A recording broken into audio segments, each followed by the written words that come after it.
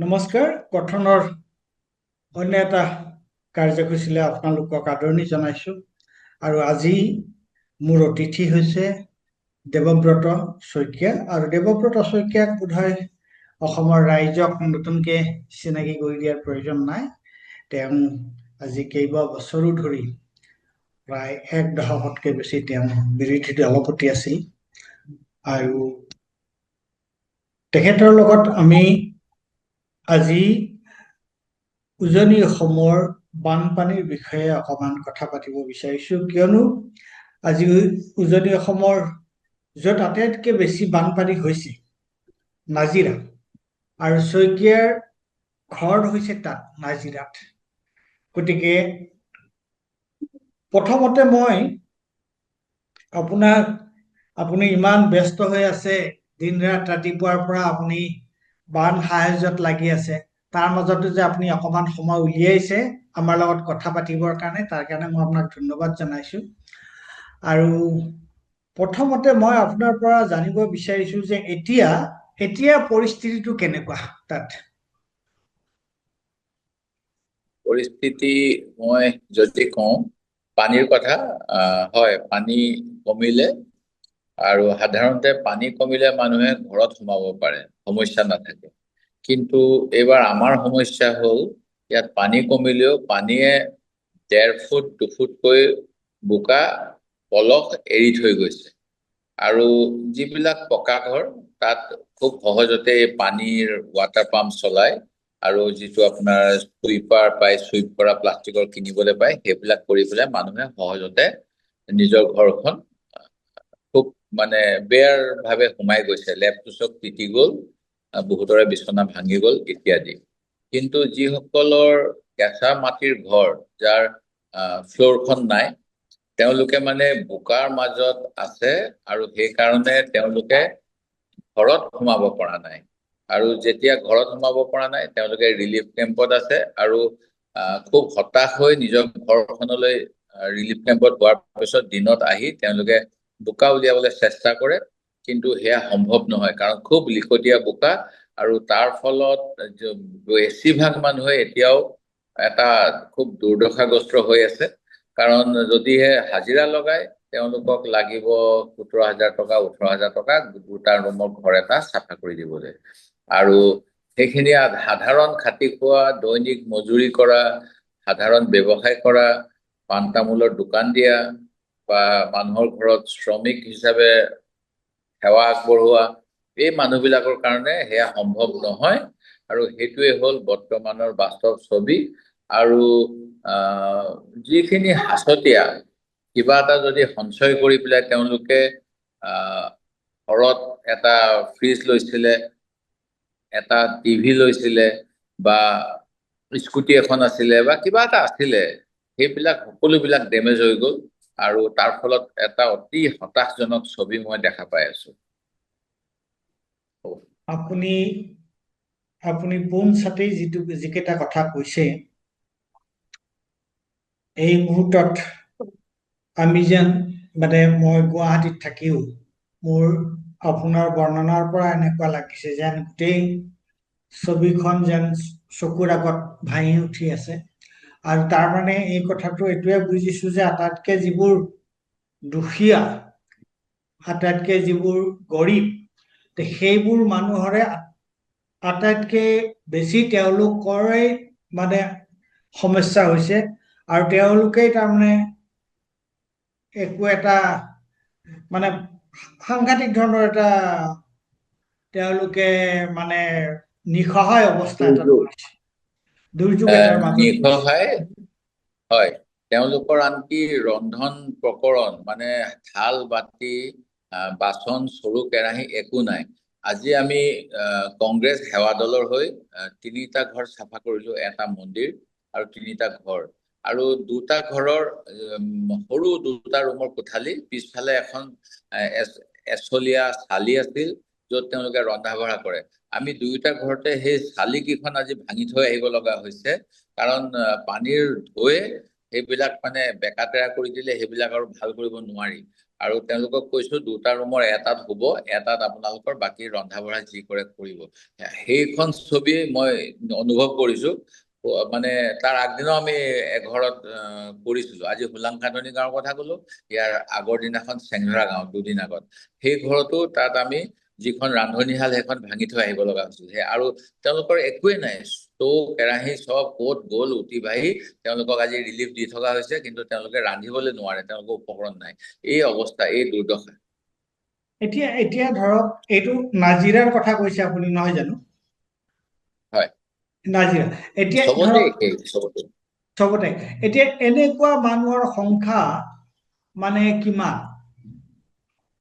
চৰকাৰী তথ্য অনুসৰি 41,000টামান পৰিয়াল আমাৰ নাজিৰাত, শিৱসাগৰতো তেনেকৈ হ'ব, আৰু অন্য সমজিলা বিলাকতো হ'ব।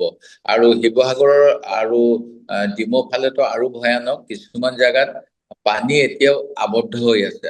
আজি ৰাতিপুৱাই মই এটা ভিডিঅ' চাইছিলো, যিটোত আজি হ'ল ধৰক 18তম দিন বা 17তম দিন।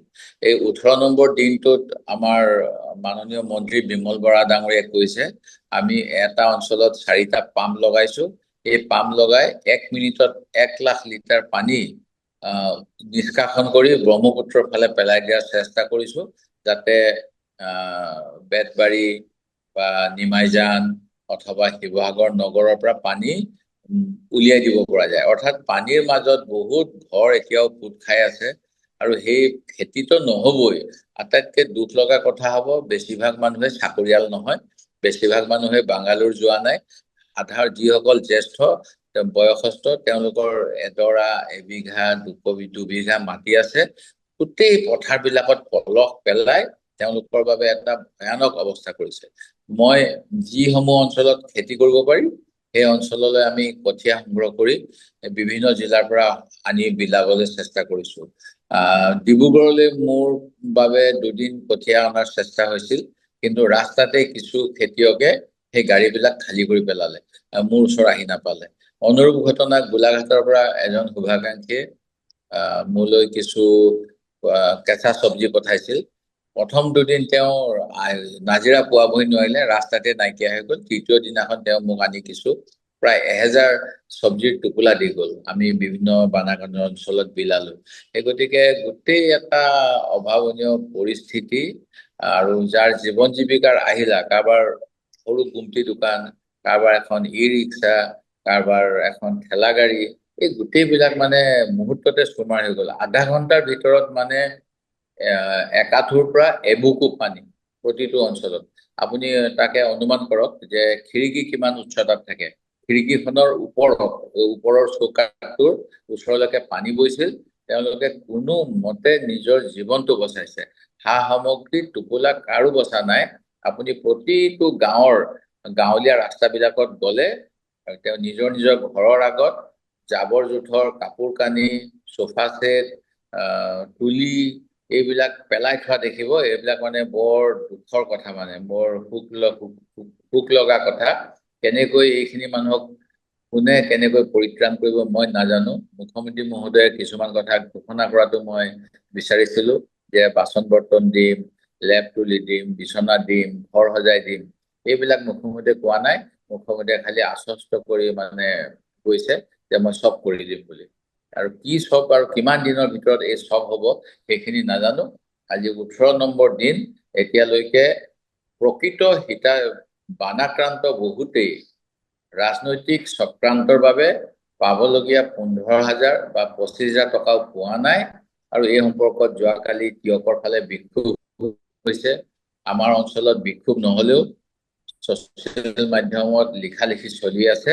আৰু এই বৰ দুখৰ কথা যে বৰ্তমান সময়তো ৰাজনীতি কৰি আছে। বানপীড়িত নোহোৱাসকলক পইচা সোমোৱাই দিছে, এবাৰ নহয় 2বাৰকৈ দিছে, একেটা পৰিয়ালত 3বাৰকৈ দিছে, কিন্তু প্ৰকৃত বানাক্ৰান্ত বহুতেই পোৱা নাই। এয়াই বাস্তৱ ছবি। এতিয়া এই মুহূৰ্তত আপোনাৰ পৰা মই যিখিনি কথা শুনিলো, এই বাতৰি কাকত চাই আছো, বিভিন্ন বস্তু দেখি আছো, কিন্তু আপুনি কথাখিনি যিমান সংগতিপূৰ্ণভাৱে কৈছে, মই মানুহখিনিৰ সমস্যাটো যেনেকে বুজিছো, মই কিন্তু বেলেগ নিউজ পেপাৰ চাই বা অন্যান্য ধৰণৰ সামাজিক মাধ্যমৰ পৰা মই এই কথাটো ধৰিব পৰা নাছিলো। তাৰমানে এই মুহূৰ্তত তেওঁলোকৰ সমস্যা হৈছে কি, যে তেওঁলোকে বিশেষকৈ দুখীয়া গৰীব মানুহখিনিয়ে, তেওঁলোকে যাৰ পকা ঘৰ নাই, তেওঁলোকে ঘৰলৈ যাব পৰা নাই। 1 নম্বৰ, হয়নে বাৰু? তেওঁলোক ঘৰলৈ উভতি হয় যাব পৰা নাই। 2 নাই, নম্বৰ, বহুততে পৰা নাই। হয় 2 নম্বৰ হৈছে যে তেওঁলোকৰ যিখিনি মানুহ চাকৰি নকৰে, তেওঁলোকে দৈনিক কিবা এটা পৰিশ্ৰম কৰি তেওঁলোকে জীৱিকা নিৰ্বাহ কৰে। প্ৰথম কথা, তেওঁলোকে ঘৰত সোমাব পৰা নাই, ঘৰ চাফা কৰি উলিয়াব পৰা নাই। দ্বিতীয় কথা, তেওঁলোকৰ উপাৰ্জনৰ পথ বন্ধ। গতিকে এই ধৰণৰ যিটো অৱস্থা, এনেকুৱা এটা অৱস্থাত য'ত আপোনাৰ ধৰক তেওঁলোকে নিজৰ ঘৰলৈ যাব পৰা নাই, বা তেওঁলোকৰ যি উপাৰ্জনৰ যি পথ আছিল, সেই পথ সমূলি তেওঁলোকৰ নোহোৱা হৈ গ'ল। তেনেকুৱা অৱস্থাত এই মানুহখিনি কি অৱস্থা হ'ব পাৰে? এতিয়া বাৰু তেওঁলোকে ধৰক অলপ সাহায্য পাই আছে বিভিন্ন ঠাইৰ পৰা, কিন্তু এই মানুহখিনিৰ অৱস্থাটো কি হ'ব পাৰে ভৱিষ্যতলৈ? ময়ো নাজানো, কাৰণ আপুনি চাব, অসমৰ বিভিন্ন অঞ্চলত আপুনি অহা যোৱা কৰি থাকে, আপুনি দেখিব গ্ৰামাঞ্চলত গেলামালৰ দোকান, মনোহাৰী দোকান বা কিবা কিবি সা সামগ্ৰী বিকা দোকান থাকেই, আৰু বহুতে সেই তাৰ পৰাও বহুতে উপাৰ্জন কৰে। মই এতিয়া য'তেই গৈছো, মই তেওঁলোককে সুধো, তেওঁলোকে কয় যে দোকানত 70,000 টকাৰ মাল আছিল, একো এটা উলিয়াই আনিব নোৱাৰিলো। আৰু কৰবাত ব্ৰইলাৰ পুহিছিল, কন্ট্ৰেকচুৱেল ব্ৰইলাৰ থাকে, মানে যিটো কোনোবা কোম্পানীয়ে দানা দিয়ে, আপুনি ব্ৰইলাৰটো ডাঙৰ কৰি দিলে প্ৰতিটো ব্ৰইলাৰ বাবদ এটা পইচা পায়। সেই ব্ৰইলাৰ বিলাক মৰি থাকিলে। কাৰোবাৰ গৰু আছিলে, এতিয়া চৰকাৰী তথ্য মতে নেপালী খুটিত 600 গৰু, আৰু তাৰে 60 গৰাকী জীৱিত, আৰু বেচৰকাৰীভাৱে তেওঁলোকে কয় আমাৰ ইয়াত 1000-2000 গৰু আছে। যিটোৱেই নহওক, মুখ্যমন্ত্ৰীয়ে ক'বৰ দৰে বিহুবৰৰ সকলো মানুহৰ কয়লা খনিত বা শিল ব্যৱসায়ত জড়িত হৈ উপাৰ্জনৰ পথ নাছিল। তেওঁলোকে অন্যান্য কাম কৰিছিল, যেনেকৈ নেপালীকুটি গাঁৱৰ মানুহে গোটেই আমাৰ শিৱসাগৰ জিলালৈকে গৰু গাখীৰৰ যোগান ধৰিছিল, ক্ৰীমৰ যোগান ধৰিছিল, বা কিছুমানৰ ক্ষুদ্ৰ ব্যৱসায় আছিল, এই বা কোনোবাই কিবা ই-ৰিক্সা চলাইছিল।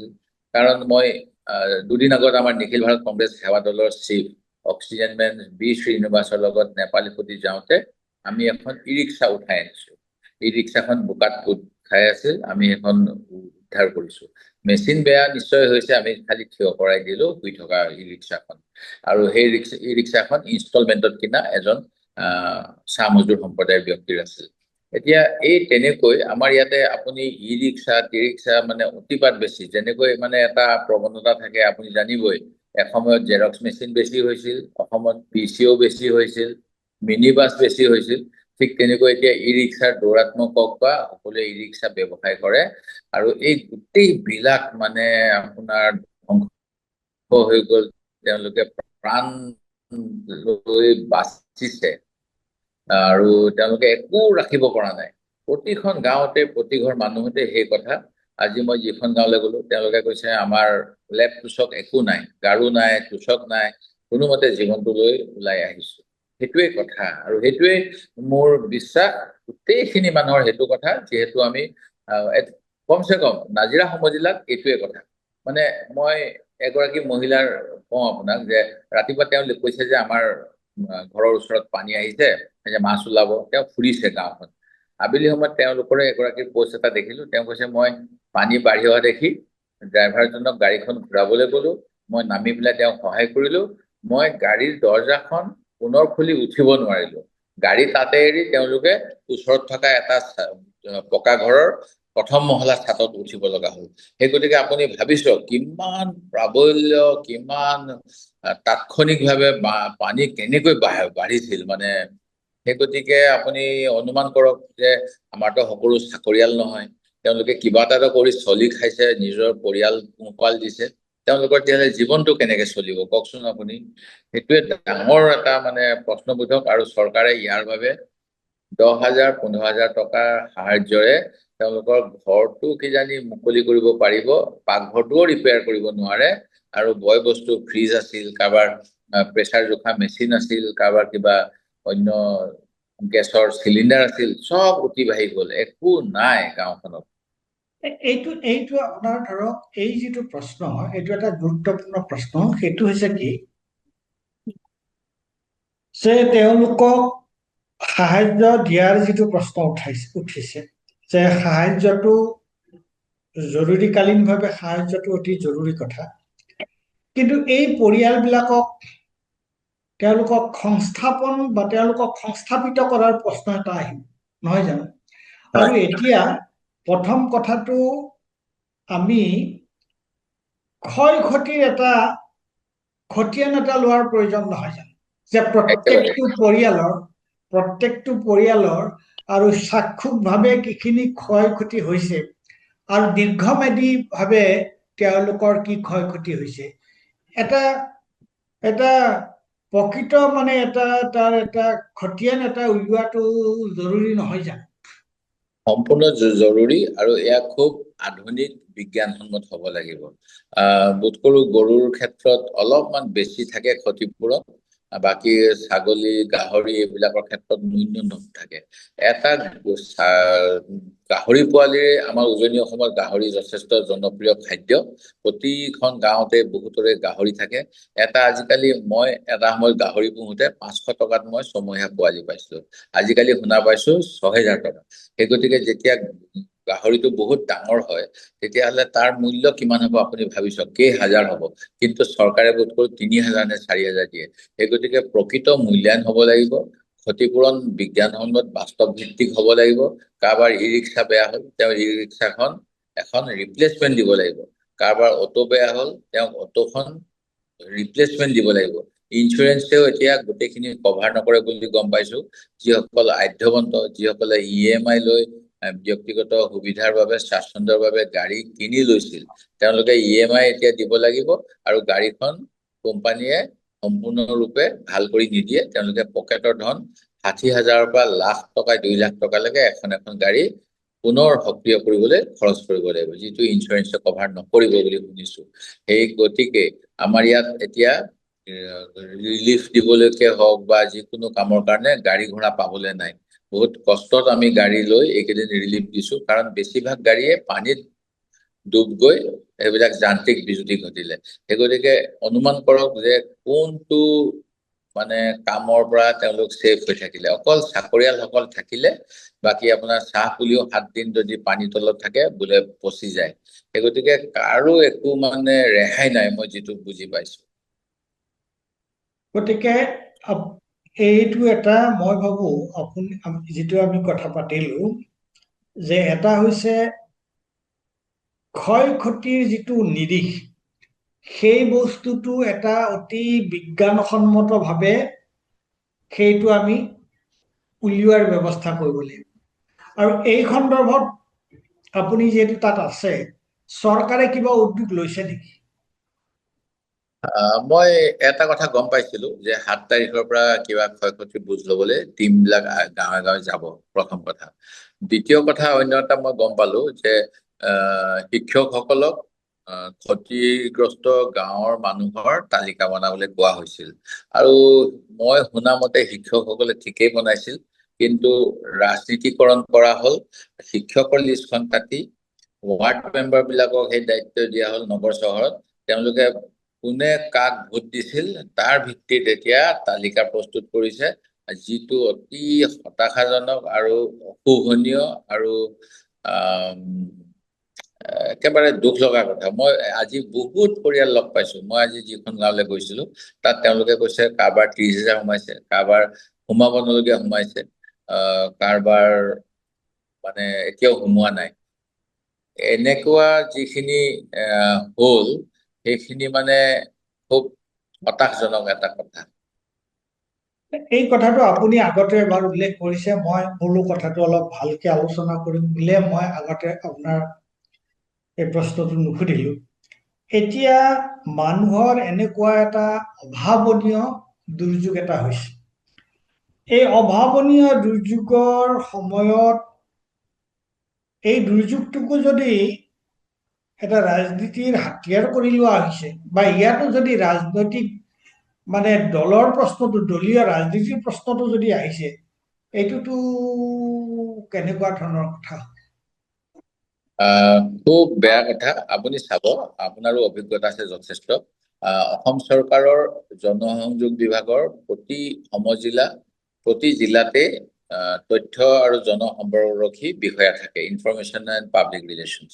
তেওঁলোকে ক'ত কি হ'ল, কিমান উদ্ধাৰ কৰিলে, কিমান সাহায্য বিলালে, কিমান কেম্প কৰিছে, এই কথাবিলাক দৈনিক বুলেটিন হিচাপে প্ৰকাশ কৰে, যাতে দৈনিক বাতৰি কাকতত সেইবিলাক প্ৰতিদিনে আপডেট দি থাকিব পাৰে। কিন্তু আপুনি চাওক, এতিয়া মই মোৰ নাজিৰা জনসংযোগ বিভাগৰ কোনো প্ৰেছ বিজ্ঞপ্তি কোনো বাতৰি কাকতত পঢ়িবলৈ পোৱা নাই উজনি অসমৰ এডিশ্যন কেইখনত। আৰু ছচিয়েল মিডিয়াতো তেওঁলোকে যিটো ডিচিৰ পেজ আছে, চিডিচিৰ পেজ আছে, ইনফৰমেশ্যনৰ পেজ আছে, তাতো একো আপডেট দিয়া নাই। মাত্ৰ যিসকল ৰাজনৈতিক নেতা, সেই অঞ্চলটোৰ বিধায়ক বা অন্যসকল, তেওঁলোকে আপডেট দি আছে। আজি আমি ৰিলিফ লৈ গলো, আজি আমি নাৱত উঠি পেলাই চাবলৈ গলো, ইত্যাদি ইত্যাদি। অৰ্থাৎ এটা সময় আছিল যেতিয়া লাটমণ্ডল গাঁওবুঢ়া ৰিলিফ বিতৰণৰ বাবে চৰকাৰী ৰিলিফ মেনুৱেল অনুসৰি ৰেছপন্সিবল আছিল। মোৰো যথেষ্ট দীঘলীয়া বুলিয়ে ক'ম। বিধায়ক নহলেও মই ৰাজনীতিকৰ মন্ত্ৰী MLA ঘৰতে জন্ম হোৱা মানুহ। মই কেতিয়াও দেখা নাছিলো যে এনেকে পলিটিচিয়ানসকলে ৰিলিফৰ ক্ষেত্ৰত হস্তক্ষেপ কৰে। হয়, তেখেতসকলে লগত উপস্থিত থাকে। মই যেতিয়া বিধায়ক আছিলো, আমাৰ গাঁওবুঢ়া আৰু মণ্ডলে ৰিলিফ লৈ যায়। অন্য দলৰ প্ৰতিনিধি যেনেকৈ উপস্থিত থাকে, আমাৰ দলৰ প্ৰতিনিধি উপস্থিত থাকে, যাতে যোগ্যজনে পাই যোগ্যজন আইডেন্টিফাই কৰি দিব পাৰে। কিন্তু এতিয়া দেখা পাইছো প্ৰতিদিনত যেতিয়াই যি ৰিলিফৰ কথা আহিছে, অকল শাসকীয় পক্ষৰ লোকসকলৰ আপডেট আছে, যেন তেওঁলোকেহে ৰিলিফখিনি আনিছে, চৰকাৰখন শুই আছে। এই ধাৰণাটো দিয়াৰ কাৰণে এটা ভয়ংকৰ কথা হৈছে। আপুনি চাব, ND24ৰ এটা ইণ্টাৰভিউ আছিল প্ৰথম অৱস্থাতে, য'ত ৰাজদীপ বাইলুং বৰুৱা আৰু তেখেতৰ যোৰহাটৰ কৰেছপণ্ডেণ্টজনৰ এগৰাকী বানগ্ৰস্ত মহিলাৰ লগত কথা বাৰ্তা হৈছে। মহিলাগৰাকীয়ে কৈছে যে আমাকতো চৰকাৰে একো দিয়া নাই, আমি যিখিনি আনিছো পঞ্চায়তৰ পৰা আনিছো। এতিয়া মই পঞ্চায়তৰ কথা জানো, আপুনিও জানিব, পঞ্চায়তত ৰিলিফ দিব পৰা ব্যৱস্থা এটা নাই। পঞ্চায়ত বিলাক যিহেতু বিজেপিয়ে যোৱা সময়ছোৱাত অধিগ্ৰহণ কৰিলে, বাই হুক অৰ বাই ক্ৰুক, গৌৰৱ গগৈক ISI এজেণ্ট বুলি কৈ অসমৰ মানুহৰ মাজত এটা কংগ্ৰেছৰ প্ৰতি বিষবাষ্প বিয়পালে। আৰু তাৰ পৰৱৰ্তী সময়ত এতিয়া তেওঁলোকে পঞ্চায়তে ৰিলিফ দিয়ে বুলি, ৱাৰ্ড মেম্বাৰে ৰিলিফ দিয়ে বুলি এইটো কৰি পেলাই ৰাজনীতিকৰণ কৰি পেলাইছে সকলো ক্ষেত্ৰতে, যিটোৱে সুস্থ গণতন্ত্ৰ কেতিয়াও নানে, তেওঁলোকক মানে ৰাজনৈতিক দল মুখামুখি কৰি তুলিছে। আৰু যিটো নিৰপেক্ষতা থাকিব লাগে, IS অফিচাৰ হ'ল কি হ'ল, তেওঁলোকক মই যোৱাকালি পত্ৰ লিখিছো চিফ ছেক্ৰেটাৰীক যে এইবিলাক খেলি মেলি হৈ আছে। আজি দুনিয়াৰ ফেচবুক পোষ্ট ওলাইছে, মই মোৰ ফেচবুকত আপডেট দিছো এনেকুৱা ঘটনাবিলাক হৈ থকাৰ কাৰণে। কিন্তু এই প্ৰশাসন একেবাৰে গোলাম হৈ পৰিছে, সেই গতিকে বৰ দুখ লাগে এইবিলাক দেখি শুনি। তাৰমানে এই গোটেই আৰু এটা কথা মই জানিব বিচাৰিছো যে, ধৰক আমি দূৰত আছো, কিন্তু তথাপিও এই কিছুমান সাহায্য প্ৰচেষ্টাৰ লগত প্ৰত্যক্ষ বা পৰোক্ষভাৱে জড়িত হৈ আছো। প্ৰথম অৱস্থাত চৰকাৰী সাহায্যতকৈ বেচৰকাৰী সাহায্যৰ মানে পৰিমাণটো বা উদ্যোগটো বেছি আছিল নেকি বাৰু? 100%। যদিহে মই যিবিলাক ছচিয়েল মিডিয়া বা ফেচবুক এইবিলাকৰ মানে মানুহৰ যিটো মানে সজাগতা, তাক ধন্যবাদ দিব লাগিব। প্ৰথম 4 দিন মানলৈকে একদম ব্যক্তিগত সহায় সহযোগিতাৰ বাবেহে মানুহখিনি জীয়াই থাকিলে। আৰু মই যথেষ্ট ৰিলিফ মই নিজেও আপুনি নাজিৰাত সেই সময়ত আছিলে নেকি? মই বানপানীৰ সময়ত নাই, কিন্তু মই নিজে মোৰ কেইজনমান আমাৰ এটা ফাউণ্ডেশ্যন খুলিছিলো, হিতেশ্বৰ শইকীয়া ফাউণ্ডেশ্যন। কাৰণ আমাৰ কংগ্ৰেছ কৰ্মীবিলাকৰো বানগ্ৰস্ত হৈ গ'ল, সেই গতিকে যিকেইজনৰ বানপানীত ভুক্তভোগী হোৱা নাছিল তেওঁলোকক লৈ অকণমান সহায়ৰ হাত আগবঢ়াবলৈ যত্ন কৰিছিলো। তেতিয়া মই দেখা পাইছিলো দেওবাৰৰ আপুনি গৈ পেলাই কেতিয়া তালে? নাই, মই কওঁ, মই মংগলবাৰৰ পৰা মানে দেওবাৰ হ'ল 19 তাৰিখ, 20, 21, মই মংগলবাৰৰ পৰা ৰিলিফৰ কাম কৰাই আছিলো তাত মোৰ সমষ্টিত। আৰু মই নিজে 25 তাৰিখৰ পৰা মই ইয়াত হাজিৰ হলো। আৰু মই যিখিনি গম পালো, মই ইয়ালৈ উপস্থিত হোৱাৰ পিছতহে ৰিলিফৰ গাড়ী SDO কোৰ্টৰ মুখত হাজিৰ হৈছে। Government of Assam relief material from office of the district commissioner বুলি লিখা গাড়ীবিলাক 25 তাৰিখৰ পিছত আহিছে, 26, 27 এনেকুৱাত আহিছে। তাৰ আগতে খুব নমিনেল দিছে কিছুমান জায়গাত। আৰু আপুনি এইটো কথাটো প্ৰমাণেই হ'ব, মুখ্যমন্ত্ৰী মহোদয় নিজে কৈ আছিল যে 1 তাৰিখ নে 2 তাৰিখ? নাজিৰাৰ 50,000 মানুহৰ লগত যোগাযোগ হোৱা নাই বুলি তেখেতে প্ৰেছ কনফাৰেন্স কৰিলে। তাৰ অৰ্থটো কি হ'ল? তেওঁতো হাতে হাতে গৈ হেণ্ডশেক দিব নালাগে, অৰ্থাৎ তেওঁলোকে কিবা এটা গভৰ্ণমেণ্টৰ ফালৰ পৰা ৰিলিফ বা কিবা এটা সহায় আগবঢ়াব লাগে, কমিউনিকেশ্যন হ'ব লাগে। সেই কমিউনিকেশ্যন এসপ্তাহ মানলৈকে চৰকাৰে কৰিব পৰা নাছিল। সেই গতিকে সিয়েই স্পষ্টভাৱে প্ৰমাণ কৰে যে আমাৰ ডাইজেষ্টাৰ মেনেজমেণ্টৰ যিটো প্ৰিপেয়াৰ্ডনেছ, এইটো কাগজে পত্ৰই হৈ আছিল। তেওঁলোকে মাৰ্চ মাহৰ 9, 10, 11 তাৰিখে গুৱাহাটীৰ ষ্টেট হেডকোৱাৰ্টাৰত সকলোকে মাতি ডাঙৰ ডাঙৰ মিটিং কৰিছিল, how to act, what to do during disaster. আৰু তাৰ গোটেই কথাখিনি আপুনি ডাইজেষ্টাৰ মেনেজমেণ্টৰ ৱেবছাইটত পাব। আৰু সেইখিনি থকাৰ পিছতো এই কামখিনি নহ'ল সময়মতে। হেলিকপ্টাৰ দিও বেছি উদ্ধাৰ কৰা নহ'ল, ফুড পেকেট পানীত পেলোৱা হ'ল, মহিলাবিলাকে খুব উজাৰিলে যে কি পেকেট দিছে, মই নিজে দেখা পাইছো। আৰু মুখ্যমন্ত্ৰী মহোদয়ে ঘোষণা কৰিছিল বোধ কৰো 8 কিলো চাউল, 2 কিলো দাইল, chief minister kit, family kit এটা দিব। মই ভাবিছিলো এইটো মুখ্যমন্ত্ৰীয়ে ক'ৰবাৰ পৰা বেলেগকে যোগাৰ কৰি দিব, কিন্তু সেইটো আছিলে নামহে দিওঁ, মানে পুৰণা কি কয়,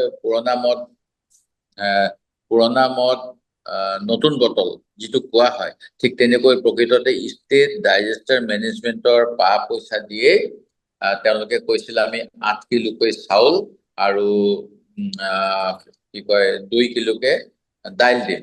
কিন্তু দেখা গ'ল যিখিনি পেকেট আমাৰ শিৱসাগৰ জিলালৈ কামৰূপ মেট্ৰৰ পৰা আহিলে, 24 জুলাইৰ পৰা আহিছিলে, চাব আপুনি 19 তাৰিখে বানপানী হৈছে, 24 জুলাইৰ পৰা চিফ মিনিষ্টাৰৰ ৰিলিফ কিট আহিছিলে। সেই কিটত কামৰূপৰ পৰা অহাখিনিত 5 কিলো চাউল, 1 কিলো দাইল, 1 পেকেট নিমখ আছিলে আৰু 500 হাফ লিটাৰ মাষ্টাৰ্ড অইল। যিখিনি পেকেট ডিব্ৰুগড়ৰ পৰা আহিলে আমাৰ শিৱসাগৰলৈ, তাত 8 কিলো চাউল, 2 কিলো দাইল, 1 পেকেট নিমখ, 1 লিটাৰ মিঠাতেল আহিলে। এতিয়া আপুনি চাওক, প্ৰতিটো পৰিয়ালক কাৰোবাৰ ভাগত ডিব্ৰুগড় জিলাৰ পৰা অহা পেকেটটো পৰিছে, কাৰোবাৰ ভাগত কামৰূপ মেট্ৰৰ পৰা অহা পেকেটটো পৰিছে। এই পেকেটতে বৈষম্য হ'ল। আৰু তেওঁলোকে চিফ মিনিষ্টাৰ কিটটো দিছে 5 কিলো, যিটো সেইটো দিবলৈ আৰম্ভ কৰিছে বোধ কৰো 25-26 তাৰিখ মানৰ পৰা, অৰ্থাৎ এসপ্তাহৰ পিছৰ পৰা। আৰু তাৰ আগত যিটো দিয়ে খুব নমিনেল অকণমান চাউল দাইল দিছিলে। আৰু আটাইতকৈ ডাঙৰ কথা, ৰিলিফ কেম্প যিমান হ'ব লাগে হোৱা নাই। ৰাইজে নিজে ঘৰত যাব নোৱাৰে কাৰণে ৰাস্তাৰ কাষত ওখ মাটিত তম্বু তৰি আছে আজিৰ তাৰিখলৈকে। আৰু সেইবিলাকত তেওঁলোকে প্ৰকৃততে ৰিলিফ কেম্প ডেজিগনেট কৰি হেল্থৰ ব্যৱস্থা, চেনিটেশ্যনৰ ব্যৱস্থা, মানে যাতে বেমাৰ আজাৰ নহয়, পাব্লিক হেল্থৰ পৰা পানী যোগান, পাব্লিক হেল্থৰ পৰা ভাল টয়লেটৰ ব্যৱস্থা, মোবাইল টয়লেট, এইবিলাক কৰি ভালকে ৰাখিব লাগিছিল। সেইখিনিও কৰা নাই।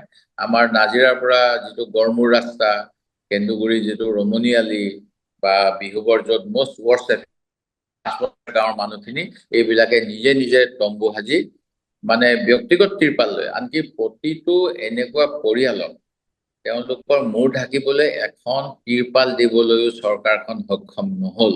ইয়াতকৈ আৰু মানে মই এইটো অক্ষমনীয় অপৰাধ বুলিয়ে ক'ব বিচাৰো। মই নিজে, আপুনি মোৰ পাব, তিতি মই 100খন তিৰপাল 2 দিনমান আগত বিলাই আহিছো, যিহেতু ৰাতিপুৱা সময়ত মই দেখিলো গোটেই ৰাতি বৰষুণ দি আছে আৰু মোৰ খুব দুখ লাগিলে। মই যেনে তেনে মোৰ হাতত 100খন তিৰপাল আছিল, মই এটা ৰাস্তাত গৈ এই কাৰণে ৰাতিপুৱাই দি দিলো, কাৰণ দিনৰ ভাগত বহুত মানুহ আহি তাত ভিৰ কৰেহি। কিছুমানে প্ৰকৃততে ৰিলিফ পাবলগীয়া, কিছুমানে নাপাবলগীয়া। আৰু এই কামটো মানে আমাৰ উজনি অসমৰ জিলাবিলাকত এনেকেই হৈছে যে আমাৰ ৰাইজে এতিয়া মানে খুব এটা দাৰিদ্ৰতাৰ মাজেৰে ভুগিব লগা হৈছে। যদিও কিবা GDP বাঢ়ি গ'ল, GSDP কিবা হ'ল, এই চব কৈ থাকে, সেয়া কিন্তু মোৰ মনে নকয়। আজি যিখিনি মই দেখো, আমাৰ মহিলাসকলে আগতে খুব বেছি চোতাল শাৰী পুচি, পিছবেলা আগবেলা শাৰী পুচি পদূলি মুখত নঙলা মুখত ৰয়। এতিয়া আহি ৰাস্তাৰ মুখত মেইন ৰোডৰ কাষত ৰৈ থাকে ৰাতিপুৱা গধূলি, কোনোবাই কিবা ৰিলিফ দিব নেকি। এইটোৱে হ'ল প্ৰকৃত ছবি। যদিও কৈ আছে যে আমাৰ কিবা ইনকাম বাঢ়ি গ'ল বুলি, মই কিন্তু সেইটো দেখা নাই। এইখিনিতে প্ৰশ্ন এটা উঠে। মই নিজেও মোৰ বন্ধু এজনৰ পৰা, শান্তনু বৰঠাকুৰৰ পৰা মই গম পাইছিলো যে যিদিনা এই অৱস্থাটো হৈছিল, সেইদিনা আপোনাৰ মানুহে পানী বাঢ়ি আছে, মানুহ ঘৰৰ ভিতৰত আছে, আপোনাৰ তেওঁলোকে চৰকাৰৰ লগত যোগাযোগ কৰি আছে, আনকি মন্ত্ৰীৰ লগতো যোগাযোগ কৰি আছে, যে তেতিয়াও কিন্তু প্ৰায় 12 ঘণ্টা সময় চৰকাৰৰ ফালৰ পৰা একো গৈ পোৱা নাই। আৰু তাৰপিছত যিবিলাক নাও নিলে, তাৰে 5খন নাও কিবা ফুটা ওলাল, যে সেই নাওবিলাকে আপোনাৰ গতিকে এই যে আপোনাৰ দুৰ্যোগ প্ৰশমনৰ যিটো বস্তু বা দুৰ্যোগ প্ৰশমনৰ যিটো প্ৰস্তুতি, এই সময়ছোৱাত বা এনেকুৱা ধৰণৰ এটা দুৰ্যোগৰ লগত মোকাবিলা কৰাৰ ক্ষেত্ৰত চৰকাৰৰ যিটো পদক্ষেপ বা চৰকাৰৰ যিটো প্ৰস্তুতি, সেইটো কেনেকুৱা আছিলে? চৰকাৰৰ কোনো প্ৰস্তুতি ভালকৈ আছিল বুলি ক'লে ভুল কথাই কোৱা হ'ব। কাৰণ আজি কিছুমান কথা ওলাইছে যে মেট্ৰলজি ডিপাৰ্টমেণ্টে যিটো আপোনাৰ ৰাতিপুৱা মানে 6 ঘণ্টা আগত আৰ্লি ৱাৰ্ণিং দিব পাৰে বুলি আজি মই কিছুমান বাতৰি পঢ়ি আছো। তেনেকুৱা একো হোৱা নাছিল। আৰু মুখ্যমন্ত্ৰীয়ে প্ৰথম আখৈয়ে মাতিলে, তেখেতে ক'লে যে চিফ ছেক্ৰেটাৰীয়ে বোলে ফোন কৰি কৈছিল অসমৰ চিফ ছেক্ৰেটাৰী ক্লাউড ব্ৰাষ্ট হ'ব। প্ৰথম কথাটো ক্লাউড ব্ৰাষ্ট নহ'ল। দ্বিতীয় কথা, বৰষুণৰ আমি সদায় চাই থাকো যিটো ৱেডাৰ চেক, একিউচেক ৱেডাৰত, তাতে দি থাকে কিবা কিবি কেনেকুৱা হ'ব। আনকি কমচে কম সেইখিনি চাই পেলাইতো কিবা এটা ৱাৰ্ণিং দিব পাৰিলে হয়। সেইটো ৱাৰ্ণিঙো নাই। আৰু একেবাৰে প্ৰিপেয়াৰ্ড নাছিলে তেখেতসকল, আৰু একেবাৰে প্ৰিপেয়াৰ্ড নাছিলে কাৰণেই আপোনাৰ ইয়াত মানে SDRFৰ জাহাজো নাই। এটা সময় আপুনি চাব, বিধানসভাত বিতৰ্ক হৈছিল, আমি যেতিয়া প্ৰথমবাৰলৈ MLA হৈ আহিছিলো, যে অসম চৰকাৰে 63খন স্পীড বোট কিনিছে আৰু ক'ৰবাত আমিনগাঁৱত থৈ দিছিলে ইত্যাদি। তাৰ পৰৱৰ্তী সময়ত কিন্তু যোৱা সময়ছোৱাত SDRF, চিভিল ডিফেন্স ট্ৰেইনিং, কিবা কিবি হোমগাৰ্ড ট্ৰেইনিং, আনকি বহুত চিভিল ডিফেন্সৰ প্ৰশিক্ষণ দি পেলাই দৰমহা দি ৰখা হৈছে আজিকালি ৱাৰ্ডেন আৰু কিবা কিবি। তেওঁলোকেও অকল দুৰ্গা পূজা আৰু ছট পূজাত ঘাটত ডিউটি দিয়া দেখো, দুৰ্গা পূজাৰ মণ্ডপত ডিউটি দিয়া দেখো, আৰু VIP বিলাক আহিলে টকা পইচা বিলাবলৈ তাত ডিউটি দিয়া দেখো। তাৰ বাহিৰে তেওঁলোকৰতো কোনো ৰোল নাছিলেই বৰ্তমান সময়ত। আনকি চৰকাৰী নাও নাছিলে ইয়াত। 2খন নাও আহিছে বুলি মোক ক'লে ৱৰ্ষ্ট এফেক্টেড পঞ্চায়তখনত বিহুবোৰত। সেইটো এটা সাংঘাতিক এটা গাফিলতি নহয় জানো, যে দুৰ্যোগ প্ৰশমনৰ ফালৰ পৰা যে আপোনাৰ এটা প্ৰস্তুতি, সদায় এটা প্ৰস্তুতি এটা থাকিব লাগে। সেই প্ৰস্তুতি নাছিলে, একেবাৰে নাছিলে। আৰু সেই গতিকে মানে যিখিনি মানুহ বাচি আহিলে ব্যক্তিগত উদ্যোগত, যিসকলে অফিচিয়েলি, মই আপোনাক আকৌ কওঁ যে মানে আমি যিটো বিৰোধিতা কৰি আছো অবৈধ শিল খননৰ, বহুতে ক'ব বিচাৰিছে যে আমি বোলে বোকা ৰাস্তাত চলিব লাগিব। মানে মই অবৈধ শিল খননটো শইকীয়া ডাঙৰীয়া, মই সেইটোলৈ আহিম এতিয়া, মই সেইটোলৈ আহি আছো, আৰু সেইটো অলপ বিস্তাৰিতভাৱে মই আলোচনা কৰিব বিচাৰো। প্ৰথম কথা, আমি ইতিমধ্যে যে দুৰ্যোগটোৰ যিটো মাত্ৰা, দুৰ্যোগটোৰ যিটো গভীৰতা, সেই কথাটো আমি আলোচনা কৰিলো। আৰু আপোনাৰ ৰাইজৰ কি অৱস্থা হৈছে, বিশেষকে যিসকলে শাৰীৰিক পৰিশ্ৰম কৰি যিসকলে জীৱিকা নিৰ্বাহ কৰে, বা সৰু সুৰা ব্যৱসায় কৰি যিসকলে জীৱিকা নিৰ্বাহ কৰে, তেওঁলোকৰ জীৱনত বৰ এটা ডাঙৰ এটা সমস্যা, তেওঁলোক এটা হঠাৎ এটা তেওঁলোকৰ কাৰণে এটা দুৰ্যোগ নামি আহিছে কেইঘণ্টামানৰ ভিতৰত। সেইটো এটা হৈছে। আনকি মানুহ আপোনাৰ ঘৰলৈ যাব পৰা নাই। এতিয়া আৰু আপুনি কৈছে বা মইও কৈছো যে এই গোটেই পৰিস্থিতিটোৰ যিসকল ক্ষতিগ্ৰস্ত লোক, তেওঁলোকৰ ক্ষতিগ্ৰস্ততাত তেওঁলোকৰ কিমান ক্ষয় ক্ষতি হ'ল তাৰ এটা বৈজ্ঞানিক পদ্ধতি অৱলম্বন কৰি তাৰ এটা প্ৰকৃত এটা মূল্যায়ন এটা কৰিব লাগে, হিচাপ এটা ল'ব লাগে, জৰীপ এটা কৰিব লাগে।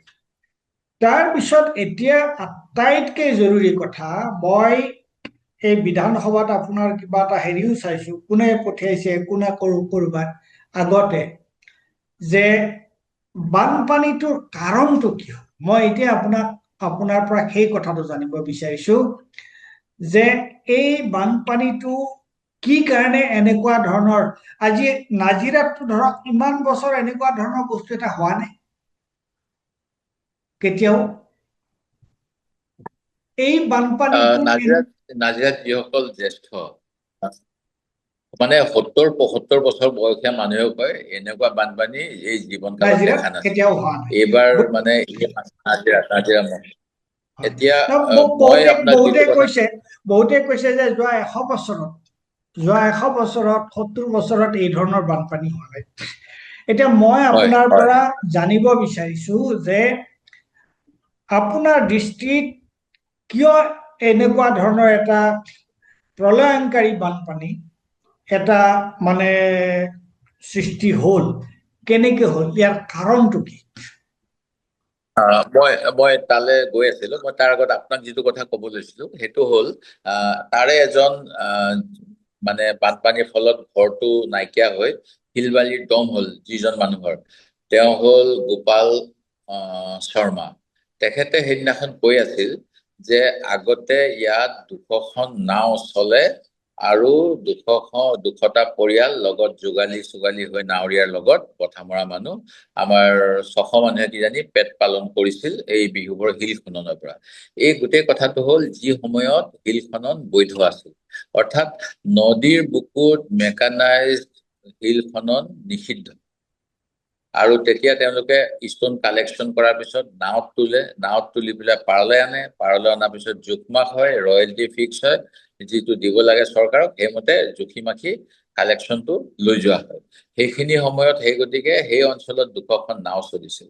এতিয়া চলে মাত্ৰ 5-6খন, যিহেতু বৈধ কুঁৱেৰী পাত তাত কমি গৈছে। আৰু সেই যি 5-6খন নাও সেই সময়ত উপলব্ধ আছিলে, SDRFৰ বোট নহয়, সেই 5-6খনেহে শ মানুহক সেই ৰাতি তাত বচালে। মই সেই কথাটোৱে ক'ব গৈছিলো।